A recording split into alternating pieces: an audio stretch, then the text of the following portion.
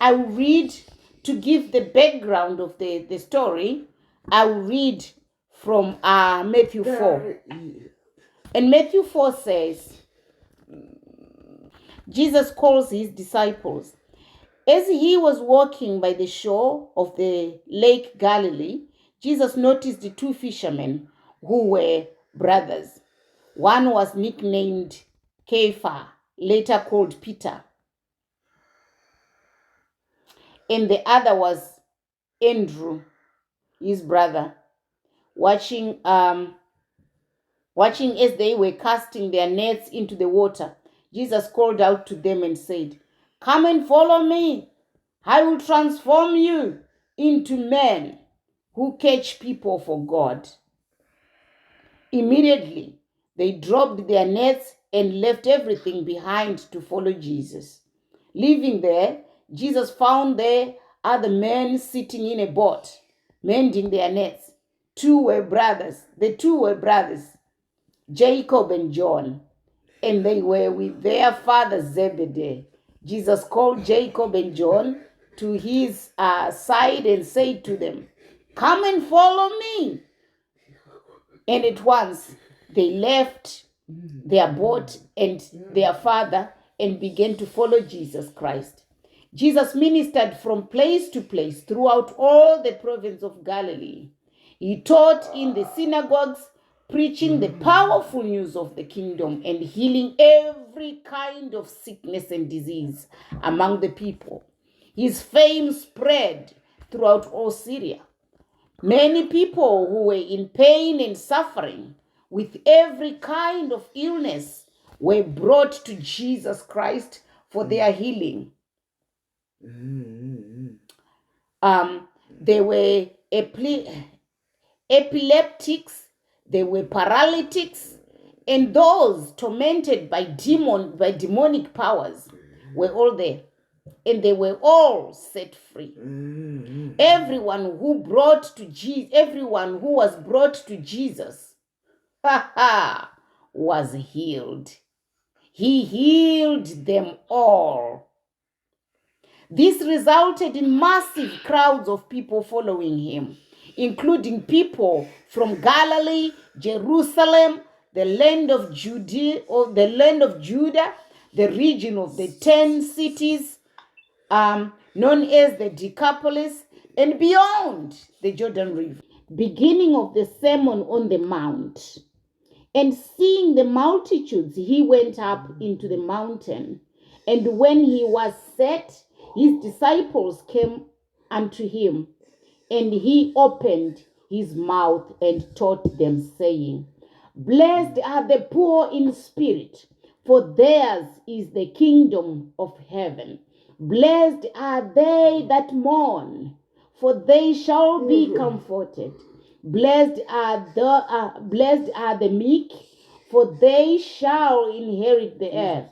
Blessed are they which do hunger and thirst after righteousness, for they shall be filled.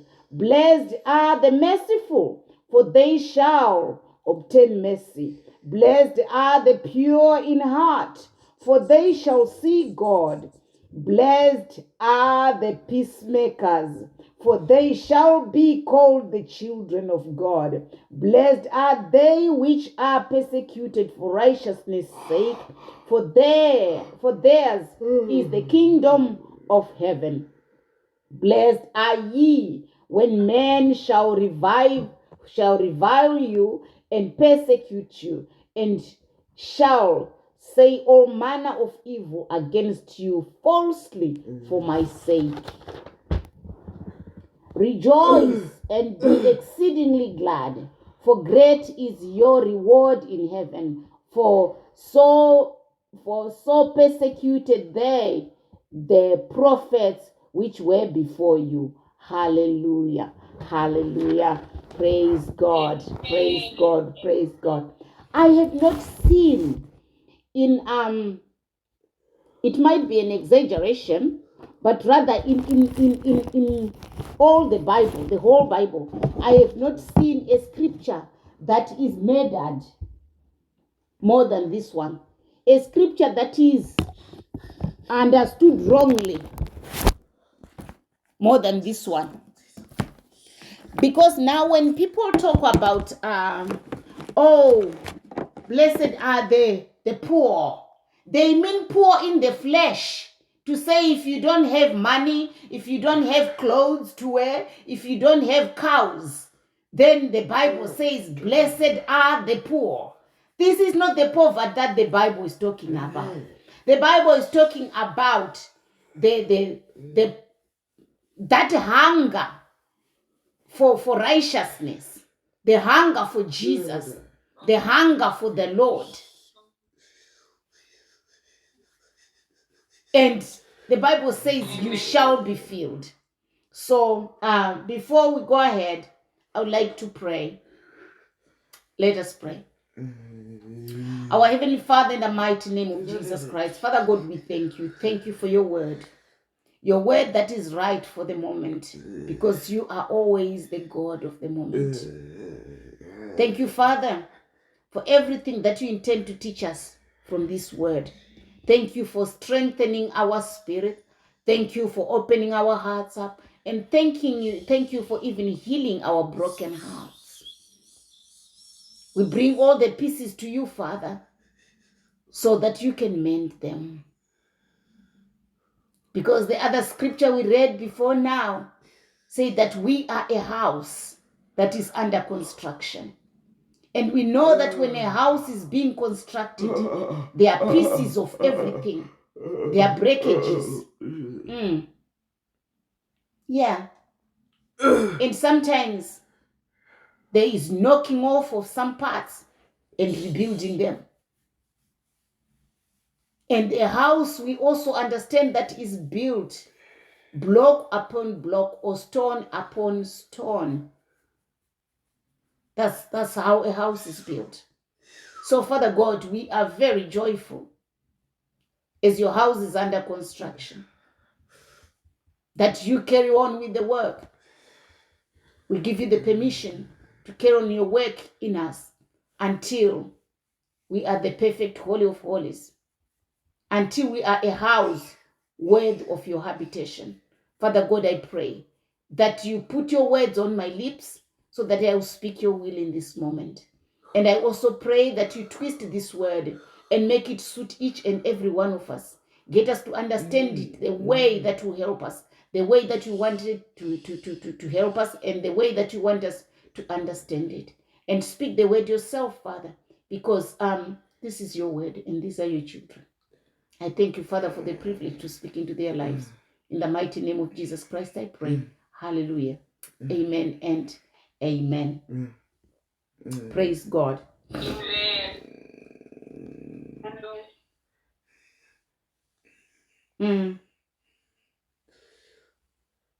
Blessed are the poor in spirit, for theirs is the kingdom of heaven. Blessed are those who mourn, for they shall be comforted. Okay. Do you know when we say I have a testimony? Anybody with a testimony? This is my testimony. It means you were mourning.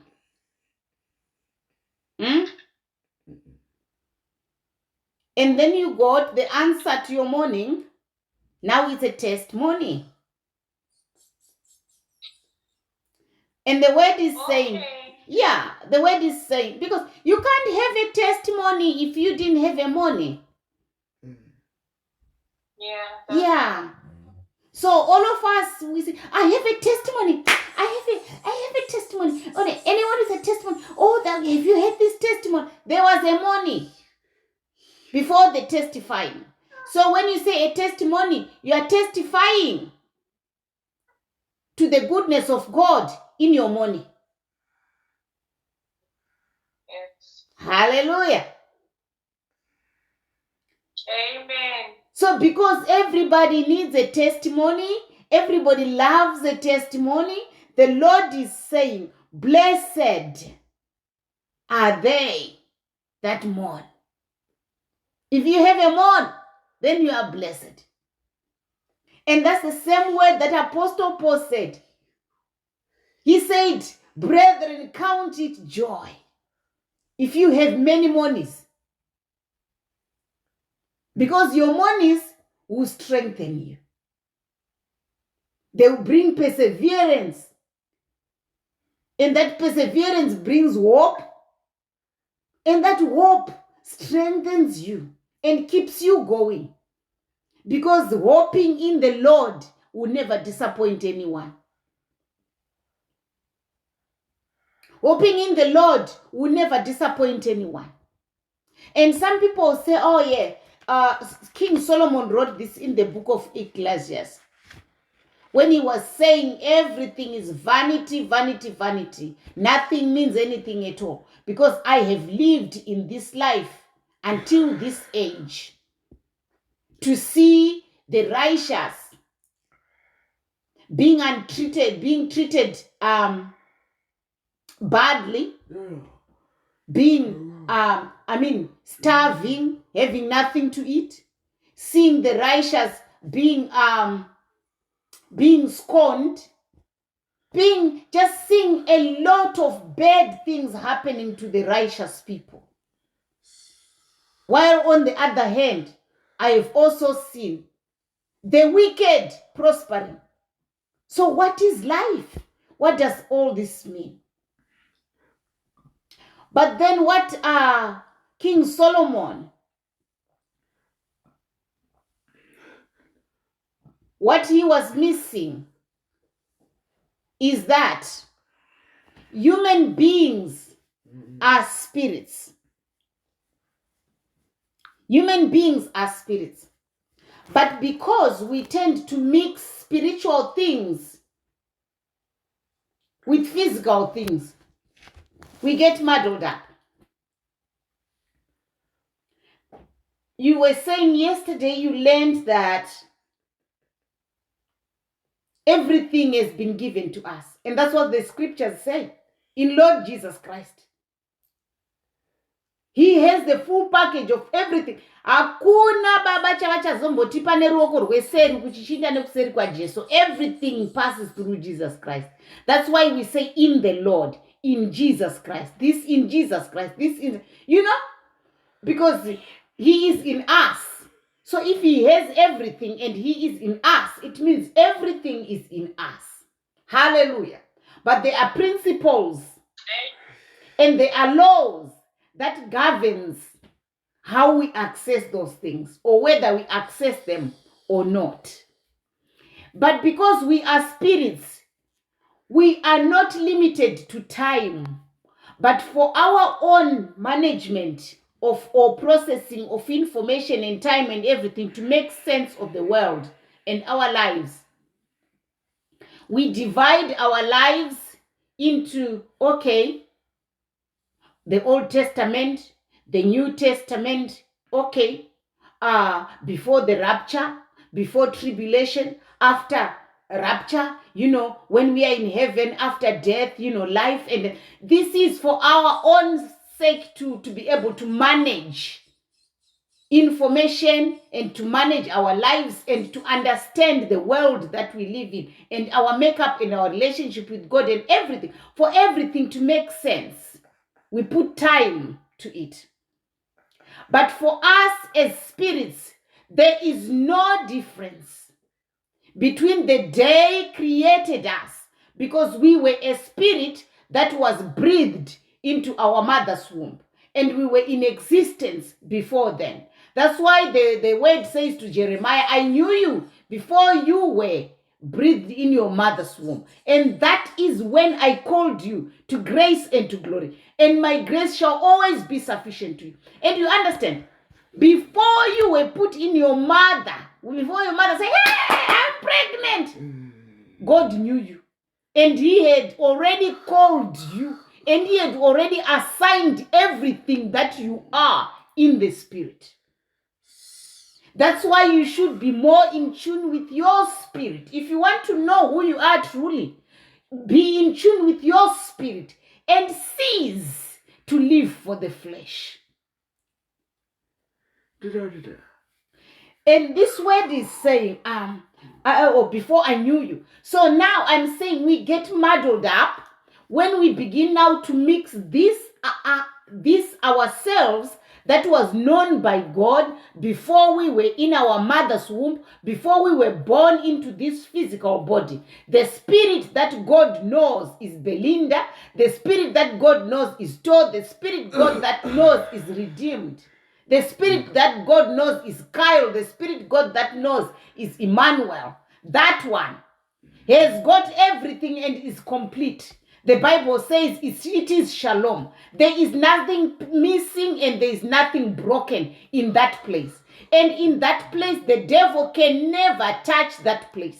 The devil plays with flesh and mind. That's what the devil has been allowed to play with. The devil can never touch your spirit or anyone's spirit. He can never. He has no access to it.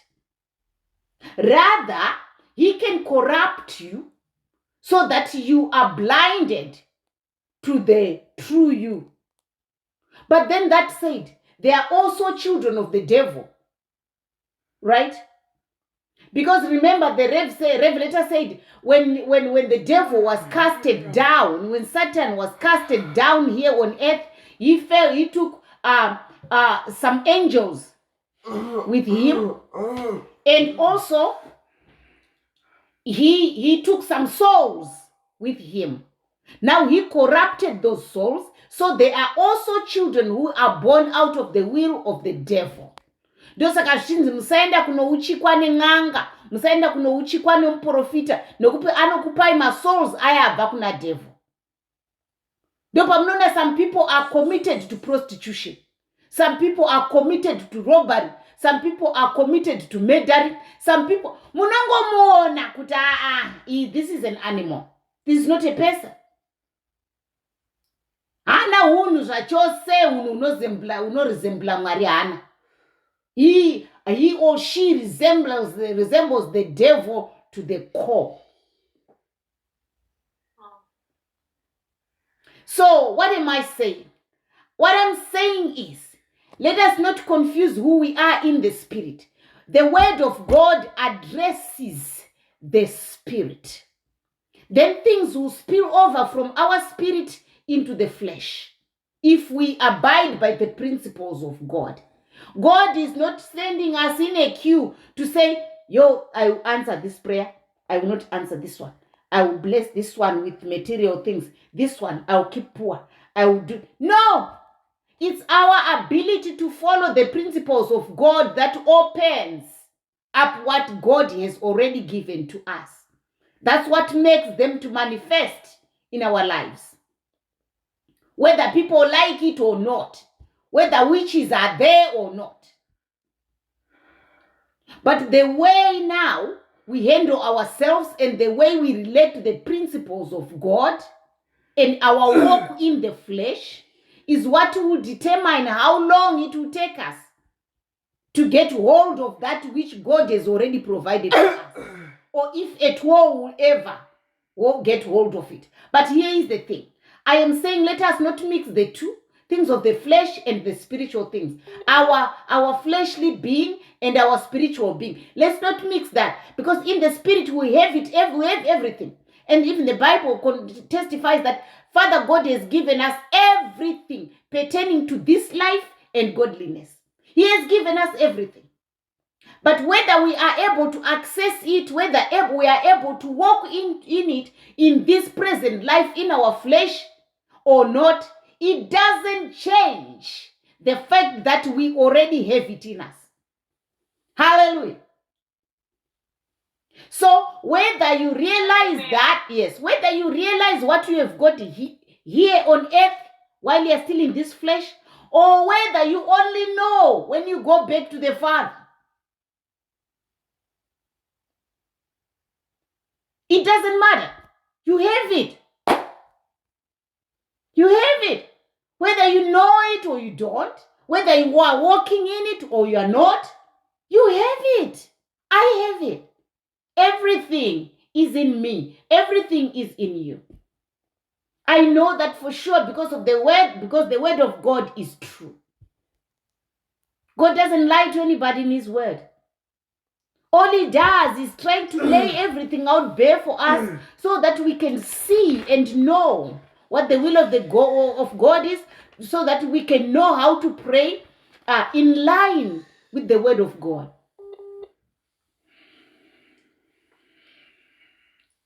Hallelujah. So the word today now says, you are blessed if you are hungering for the things of the Spirit, because you'll be filled. This is the same word that the Bible says that ask and it will be given to you. Seek and you will find. Because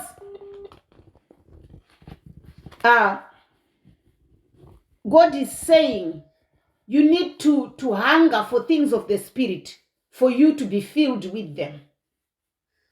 You are filled with what you hunger for. So now we need to be very, very careful what we hunger for, what we long for. We need to be super, super vigilant. Because if we hunger for the things of the flesh, we will not be spiritually filled at all. And we may go through this life hating God, thinking that he has a question to answer before you, thinking that he owes you something, thinking that this world owes you something, when it doesn't. Because now things of the flesh, they belong to the devil. So now for you to get those things of the flesh, if you abide in the flesh, it means you have to ask for them from the enemy. And now there is that danger of someone just being filled in the flesh and being empty in the spirit. Walking in spiritual emptiness. When the word is saying, when God is saying, I want to fill you up. I want to fill you up. Just seek me and you will find me. Because when you seek me, you will find me and I will be found by you, says the Lord. So the Lord is saying, seek me and you will find me. And you are blessed if your hunger is for me. Because there is the fullness of joy in the Lord. In the presence of the Lord, there is fullness of joy. And we hear before the Beatitudes, Jesus has gone about doing good. He has recruited people, his disciples, to follow him. Hallelujah. He has recruited his disciples to follow him.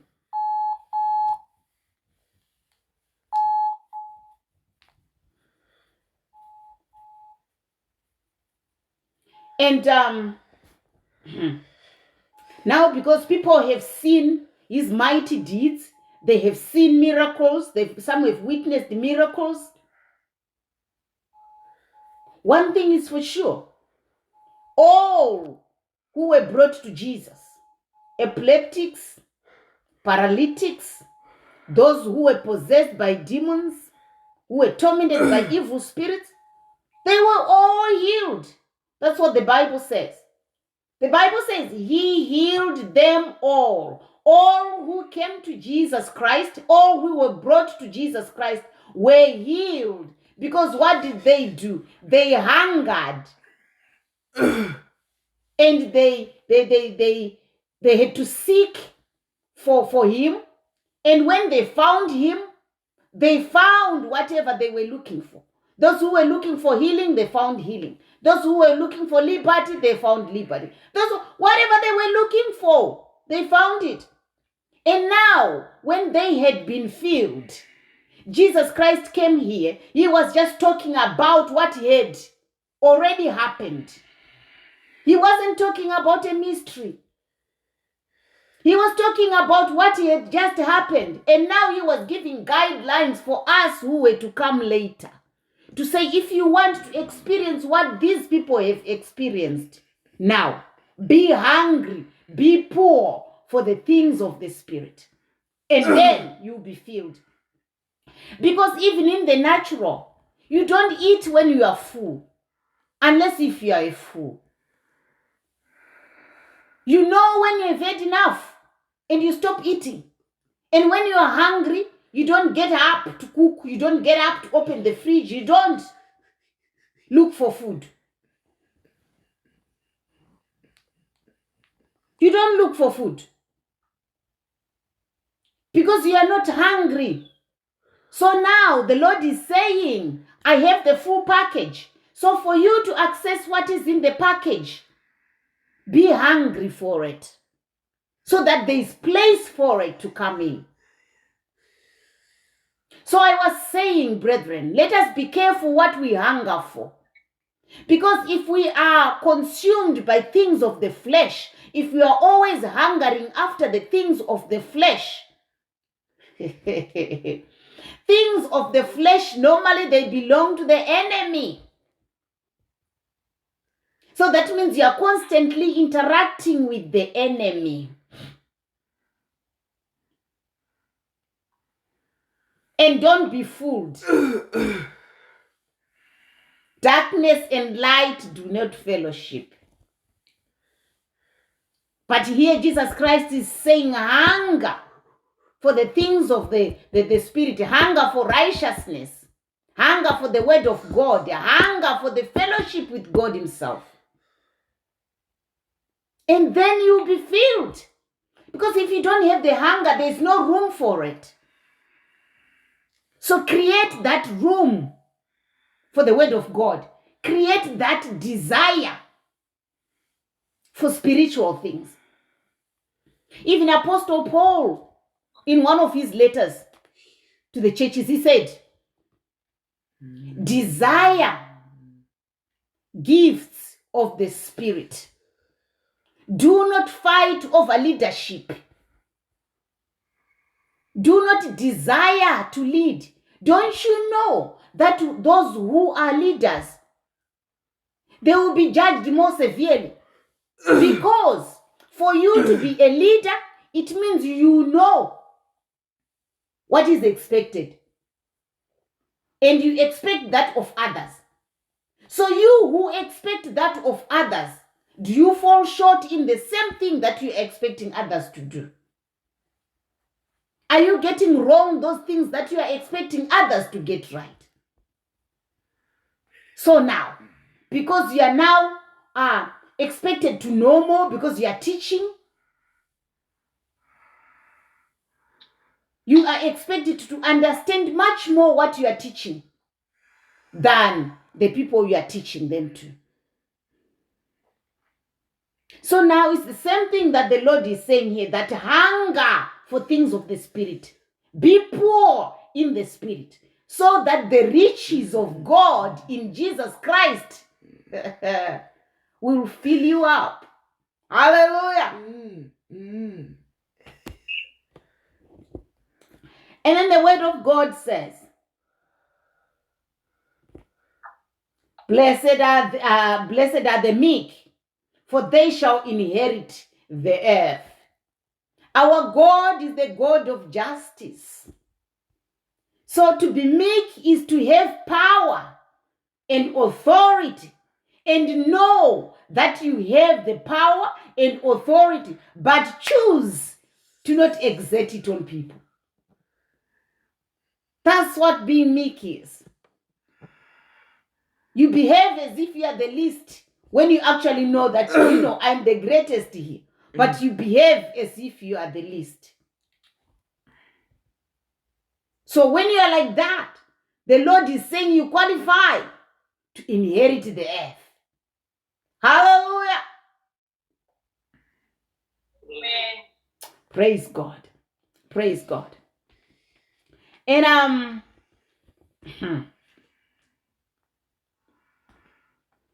and blessed are they that hunger and thirsty after righteousness, for they shall be filled. It's the same thing as the first one. Because the kingdom of God is about his righteousness. And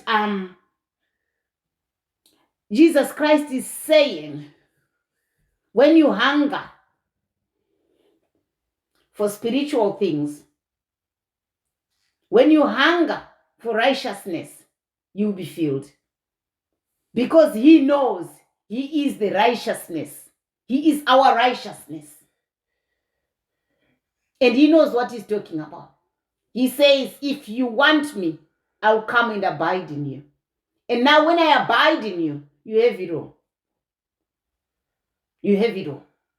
And now, that's why he doesn't just go into any person to say, okay, you are a person I created with my Father, so now I'm going to enter into you. Yeah, now you are converted. Now you... No, he says, make up your mind. Let it be your choice to hunger after me and to seek me.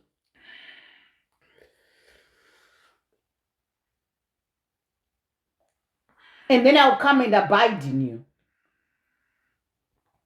And then the word of God says, blessed are the merciful, for they shall obtain mercy. And in another scripture, the word of God says, now that we realize that we have been forgiven, that we are at peace with the Father, that Father God loves us, that, in the Spirit, we have it all through Jesus Christ. Do not hesitate, but make up your mind to run to the throne of grace so that you can obtain mercy. Mercy that you can use in the time of your need. Mercy that you can use in the time of your need.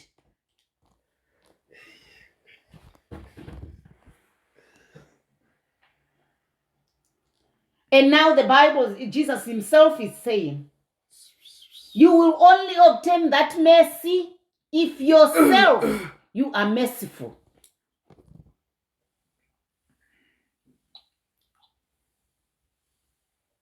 So if you want to obtain that mercy to use in the time of your need, make sure that yourself you are merciful.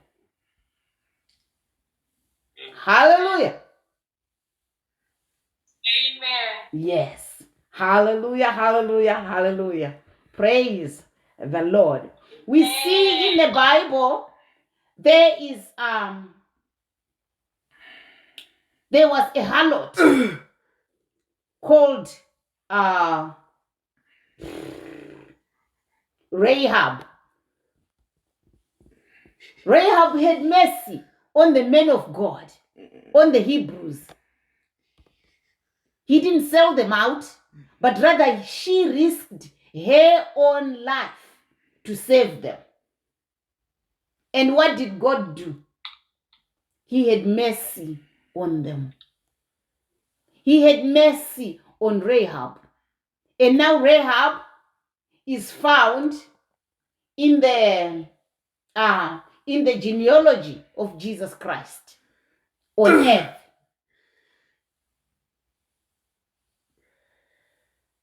She helped in the process of birthing Jesus Christ. Just because she had mercy on Joshua and those men of God. Hallelujah. Amen. Yes. So, then it says, blessed, this is the one I like the most. This is the one I like the most. That's verse 8. It says, blessed are the pure in heart, for they shall see God. I think this is the ultimate for us all. Everybody who is a Christian, everybody who claims to be a child of God wants to see God one day. But then before we go to be with the Father, before we can see him face to face, we can see God in our everyday lives.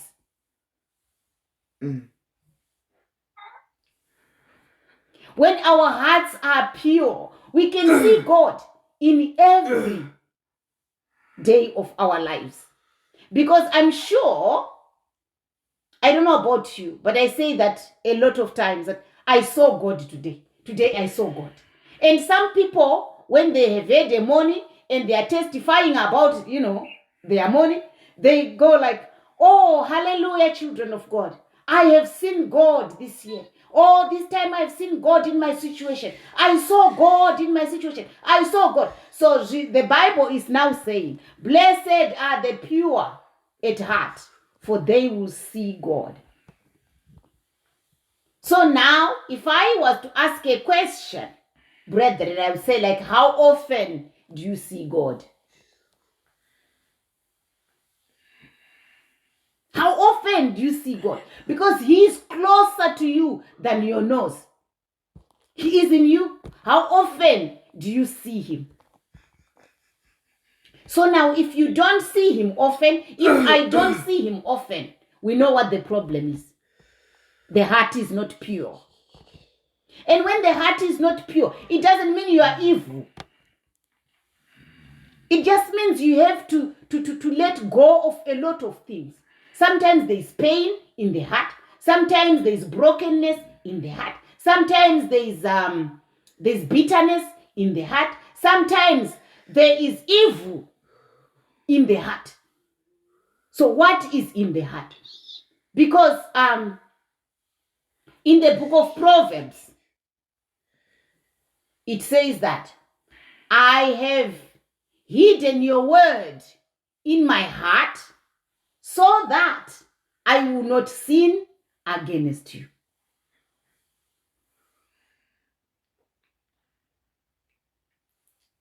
So even if I was to ask, like, what do you hide in your heart? If it was to be opened right now,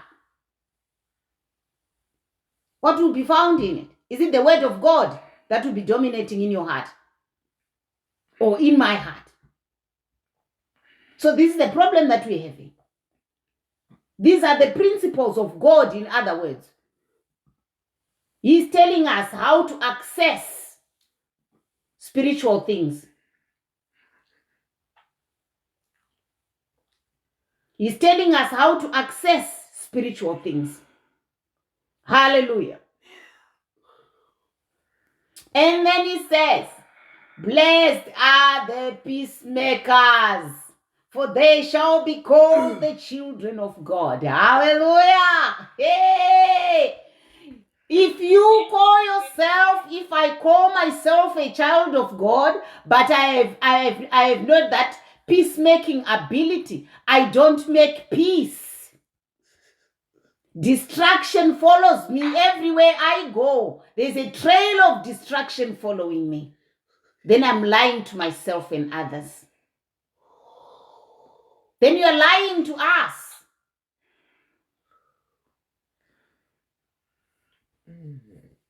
Praise God. What are you known for, brethren? Like when you enter a situation, what happens?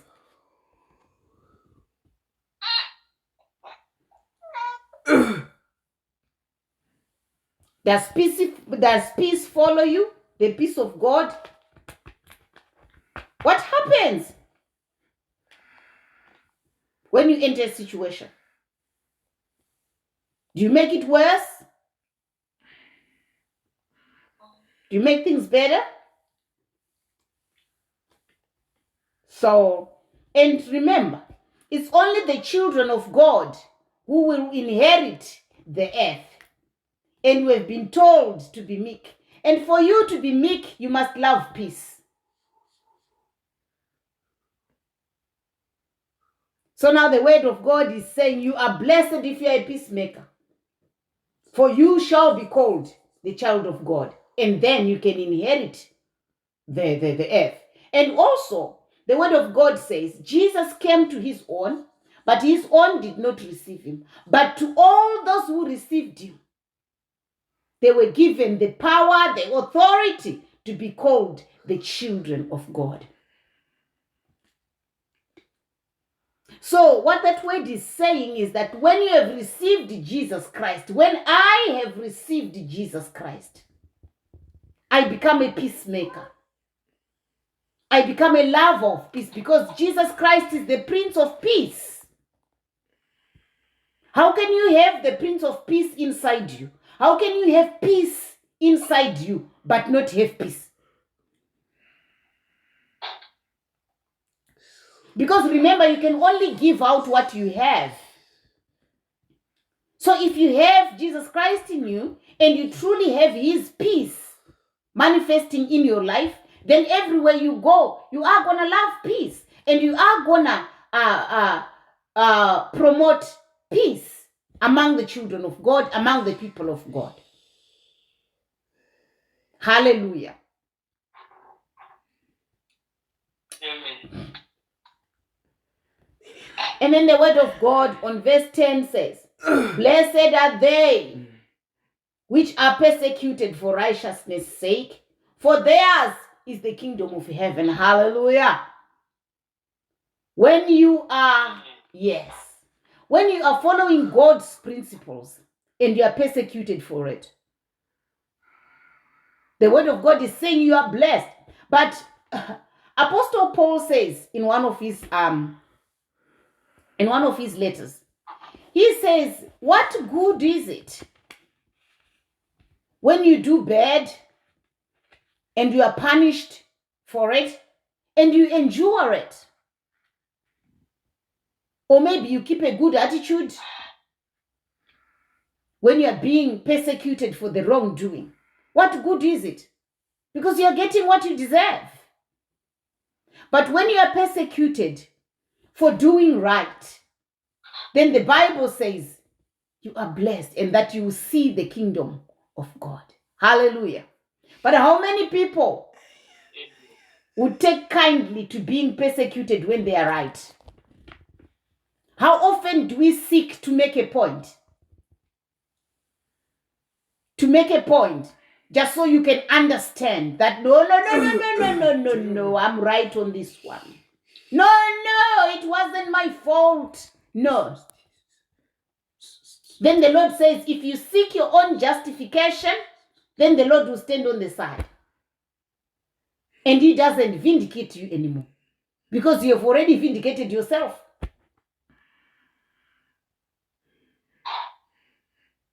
Hallelujah. And yes. And also the word of God says, count it joy, brethren, when you suffer many persecutions.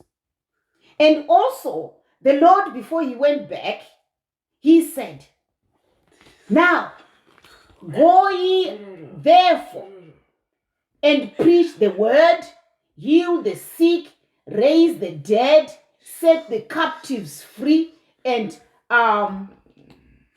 preach the good news.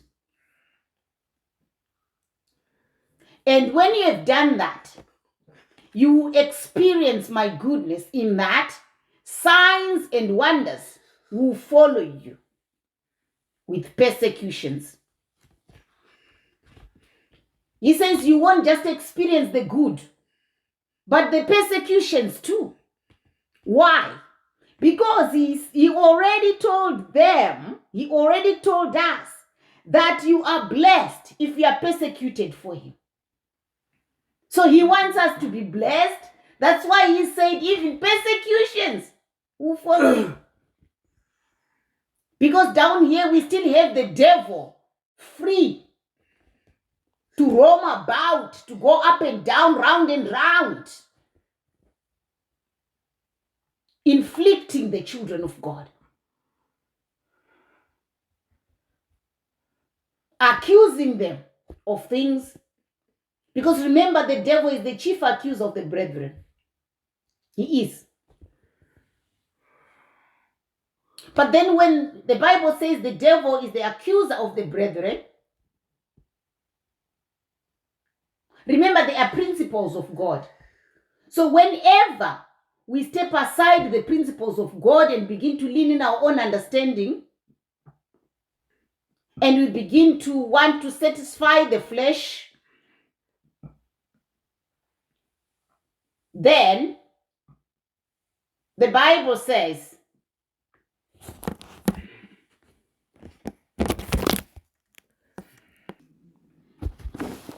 hallelujah.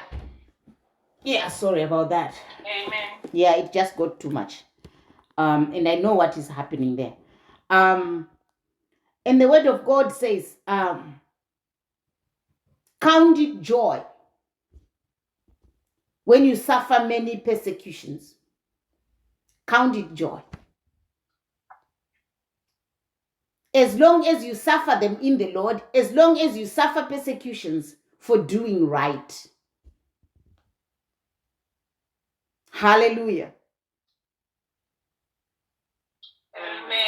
Amen.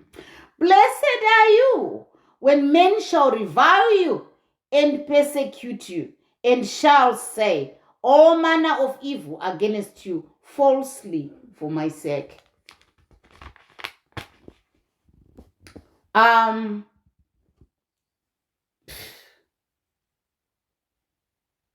The Bible says that in the last days, men shall call good evil and evil good. And I pray for my family. I pray for my earthly family. I pray for them. Because those who do not believe, because we pray,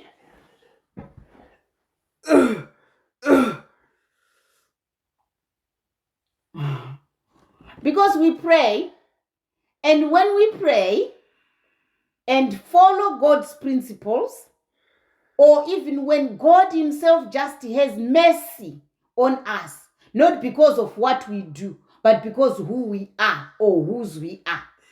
We belong to Jesus Christ, remember.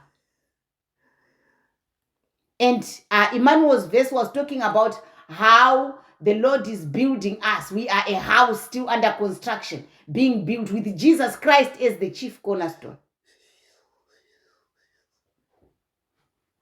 And then what I'm saying now is, because we are his, he protects us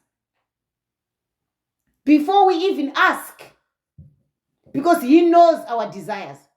And also because he has already assigned legions of angels to encamp around us. So that when anything bad is about to happen, oh my God, they fight for us. That's why that day they say, oh no, we can't approach her, because those who are in front of her are marching like soldiers. Hallelujah. So now, when they see you prosper, when they see us prosper, when they see us happy all the time, when they see that those things that are befalling on them, the things that are given by the prophets of Baal, the things that they are given by the witch doctors, the things that are to do with witchcraft, they are not affecting us. Now they change it over and they say we are the witches and we are bewitching them. That's why they were having problems. Hallelujah. Because the Lord says, Amen. Yes, the Lord says, when you pray, say that anyone who digs a pit for me and my children, they are the ones that will fall into that pit. Anyone who sets up a snare, musungo yawe, they are the ones that will be caught. They will be trapped in their own snare. Because we don't walk in the same path, Vatican. Darkness and light do not fellowship. The path of darkness is separate from the path of light. So if you dig a pit in the path of darkness, you are the one who walks in that way, so you will be trapped in your own pit. Hallelujah. So now, yes.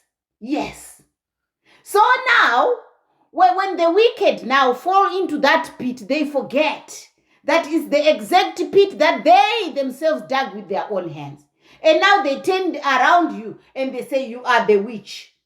Why am I constantly falling in a pit? Why am I constantly trapped? Why am I poor? You are poor because your God gives poverty. The devil gives poverty. He gives suffering. He gives all sorts of things like that.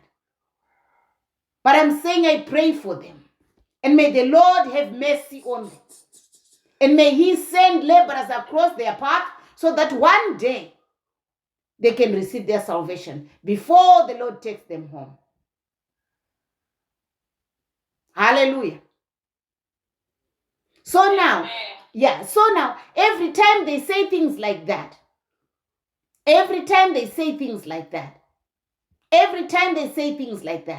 Lord is saying, I will bless you for that. Every time you try to preach to them and they say, hey, what can they preach? They preach just like they did to Jesus Christ. They say to Jesus Christ that he is casting demons by the spirit of Beelzebub. You remember the scripture from last week? Yeah, they said he is casting demons by the chief of demons. And that's the exact thing that Jesus is saying. If it happens to you, count it joy, because that's a blessing on your account. Hallelujah. Amen. So just like what the Revelator said in his latest video, he said, concentrate on you. Don't concentrate on them. The Lord is seeing them. It is his responsibility to avenge you against them. It is his responsibility to deal with them because he sees what they are doing. But he also sees what you are doing. Now, if you get consumed in saying, oh, look at them. Oh, they are saying this. Oh, they've done this today. Oh, they are saying this against me. Now you have forgotten who you are. You have no time to fellowship with the Lord. Now you are seeking things of the flesh. But the word says, blessed are those that hunger for spiritual things. So when you are in the spirit and you are seeking spiritual things, you come across this scripture now. Oh, okay. So I should rejoice. I wish they said more about me.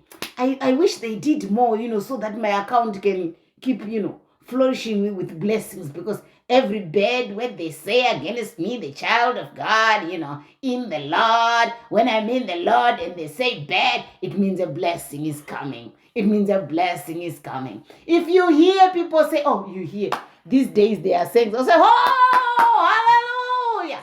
Ndoba ndati Ahabu sunga ngoro nekuti mvura yakuturuka. I can hear the blessings coming. The blessings are coming. The blessings are coming. I begin now to enlarge my borders so that I can be able to contain the blessings that are coming.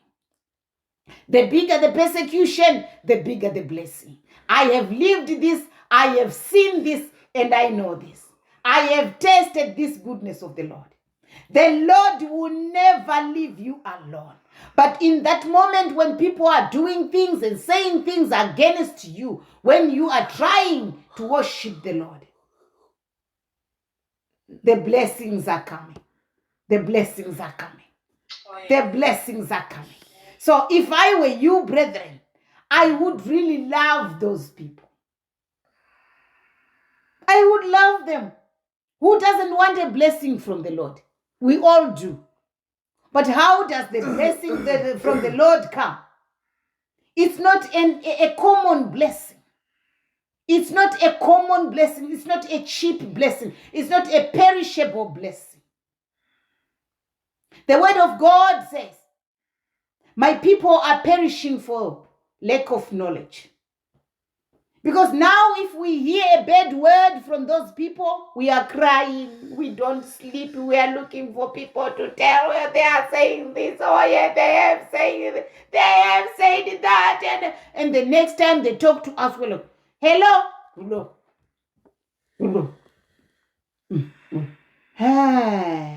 Brethren, blessings are coming. Blessings are coming. That's why the word of God says, no one can curse that which the Lord has blessed. No one. Because they pronounce curses, but as they reach to you, they are blessings. As they reach you, they are blessings. They pronounce curses. As they reach you, they are blessings. And now they think like, you know what happened when Paul reached the island of Malta? They were like trying to make a fire, and from the firewood came out a viper. That was aggravated by the heat coming from the fire. And it bit Paul on the hand. And he just shook it off. And he carried on talking about the goodness of God. When the viper had beaten him. And they said, oh, he's a witch. Just wait and see. He will die. That's what happens to witches in this land, on this land. They are beaten by snakes. Snakes don't just beat anyone. They beat witches. So he's a witch. That's why he has been beaten. So he will die in a minute. Oh, I know in my language, there is a singer who said, Gomba vacharisa marara. Vafanari chera vachiti zvataita izvi. This person will not survive this. They will put rubbish in it. In that pit that they had dug as your grave. That's how our God works. And listen what happened to Paul. Paul just kept on talking. They were expecting him to start turning blue, to start fitting, to just fall down and die, to stop breathing, to choke. Nothing happened to Paul. He kept talking and he even gathered more momentum. Yeah? More anointing landed on him. And they changed their minds. They say he is a witch. Why hasn't he died? After being beaten by that famous snake. He's a witch. You understand? Oh no, not that he is a witch. They say he's a god. He's a god. They changed their mind. Because what the case that the snake had brought to him changed into a blessing. The death that the snake had brought to Paul just gave him life. So what am I saying? If you don't catch anything from today, I'm saying count it joy when you are being persecuted in the Lord. If you do good and you are persecuted for it, count it joy. But if you are persecuted for doing wrong, that's another story. It's another sermon for another day. Because you simply get what you deserve. But as the children of God, we are never meant to get what we deserve. Because grace means we get the love of God, the forgiveness of God that we don't deserve, the favor of God that we don't deserve. If God was to give us what we deserve, we would all go to hell. That's why he said, no. If you want me, I want you. So here's the thing. I know on your own, you don't have the capacity to do good all the time. And you don't have the capacity to do all good. So I'm not going to look at what you do. Hide behind my son. Because my son is righteous, he is pure, he is true, he is love, he is life. So hide behind him. So that when I see him, when I see you, I see him. So his righteousness is now what I look at. So you are always righteous. Whether you sin or you don't sin, you are always righteous in him. As long as you are in him, in my eyes, you are always righteous. Hallelujah. So I'm saying, don't be alarmed when you get what you don't deserve. Or when you don't get what you deserve here on earth. That's how it works. That's how it works. Because if we were to get what we deserve, then God would judge us righteous. Or He would rightly judge us according to our works. But then the word of God says, now We are no longer going by works. We are no longer justified by works, but we are justified by what Jesus has done for us on our behalf. We are now justified by grace. Hallelujah.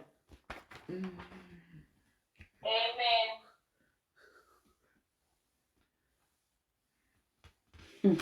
This persecution thing is just, it's going on and on and on and on. In 12 it says, rejoice and be exceedingly glad, for great is your reward in heaven. For so persecuted the prophets which were before you. For so they persecuted the prophets which were before you. So if they prosecuted the prophets that were before you, why are you alarmed when you are being prosecuted? Do you think you are better than Moses? Do you think you are better than Daniel? Do you think you are better than David? Do you think you are better than Jesus himself? Because Jesus Christ was also a prophet. And all those have gone before us, and they were persecuted. And many more, they were persecuted. So why are you bothered when you are persecuted? But now this is where we need the wisdom of God. Don't walk into persecution deliberately, so that you can say, oh, they're just persecuting me, but I don't know. The Bible says, be wise as a serpent, but harmless as a dove. And Apostle Paul says, brethren, I beseech you that you become wise. Be ye wise to the good. And be as little children, be as babies to the evil. Don't be wise in the evil and foolish in the ways of the Lord. Hallelujah. Amen. Yes. But the beauty is, I'll go to Emmanuel's scripture. Emmanuel's scripture spoke about like we being a house that is still being built. Hallelujah. That means there is room for error.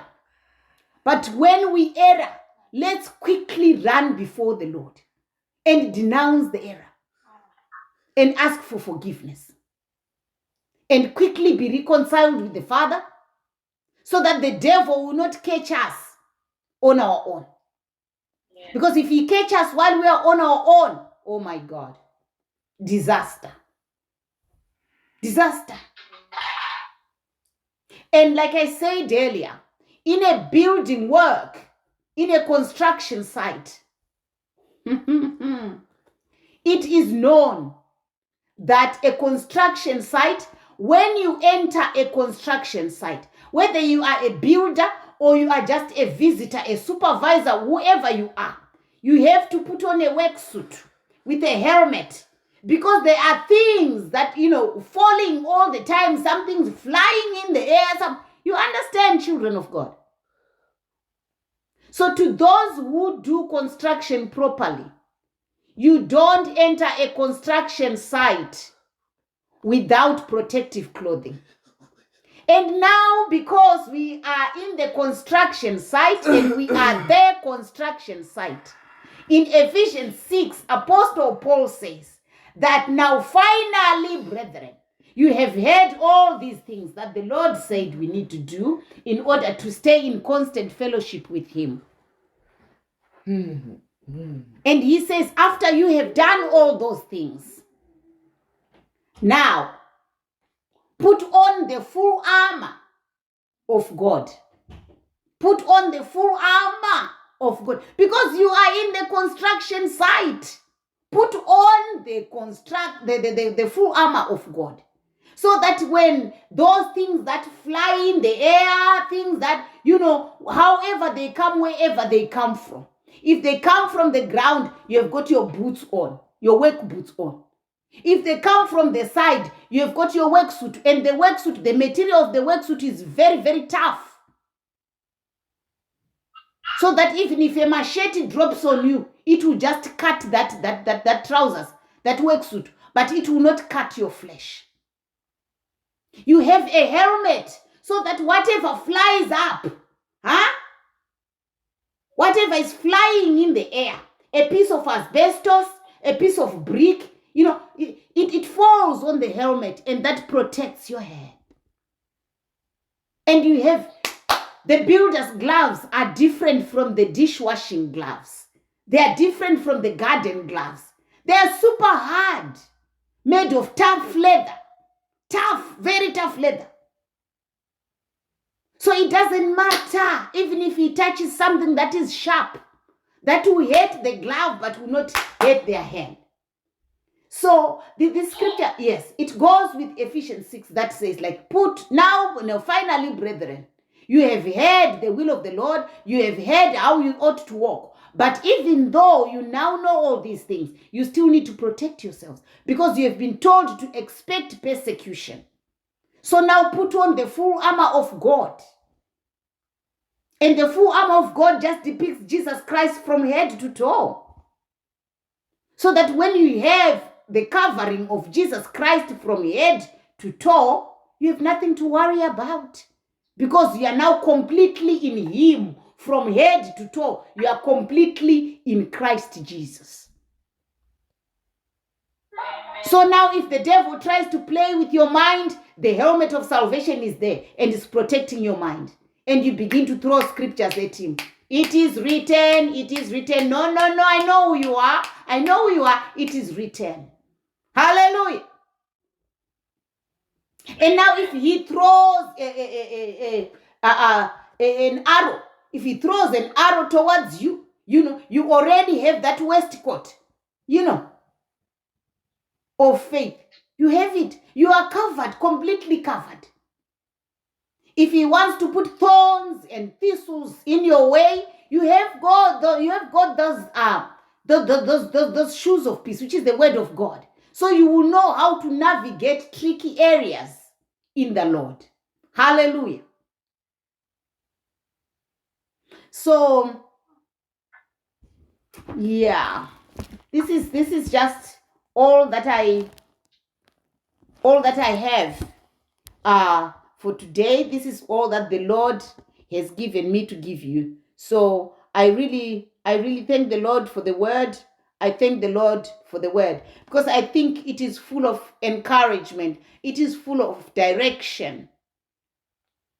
If we really want to walk in the way of the Lord, we can. Because the Lord has already told us how to do it. If we want to receive the blessings of the Lord, we have been told several ways of receiving the blessings of the Lord. But then the Lord knows that on our own we do not have the strength to do these things. That's why He reminds you and me that don't worry, you are never on your own when you are in me. Because I am the vine and you are a branch that is branching off me. So there isn't anything that will come into the branch in terms of nutrition without passing through me, the Lord says. So what you face, I face too. But you are the one who's responsible for bearing the fruits. Because you're the branch. So stay in me as I stay in you.